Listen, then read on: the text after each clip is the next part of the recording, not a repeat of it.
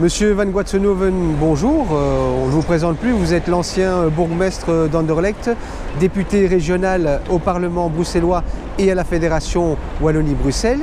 Alors, si nous nous trouvons ici à un carrefour autoroutier, un carrefour de l'Europe, dira-t-on, c'est pour parler de mobilité. Alors, quelle est la situation en matière de mobilité à Bruxelles? Pouvez-vous nous dresser un état des lieux? On peut dire qu'elle est vraiment mauvaise.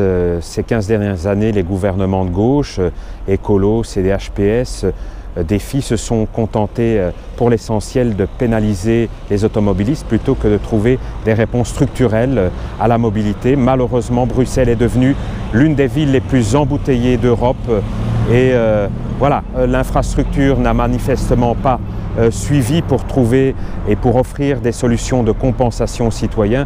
Plus que jamais, ce dossier doit être vigoureusement repris en main. Alors aujourd'hui, on nous annonce enfin, dira-t-on, une extension du métro pour 2030. Qu'en pensez-vous? C'est absolument indispensable pour répondre aux besoins en termes de mobilité actuelle, mais aussi à l'extension de la population qui est attendue à Bruxelles. Cette extension du métro vers Schaerbeek et Evere est programmée pour 2030.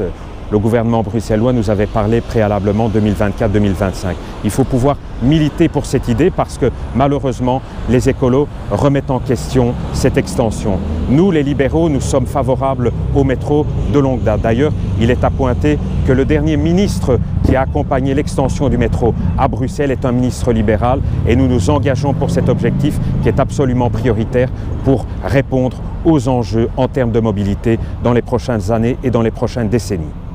Et quelle est l'autre grande priorité pour la mobilité à Bruxelles? Le maître mot, c'est l'intermodalité. Chaque jour, 300 000 nafteurs entrent à Bruxelles avec leurs véhicules.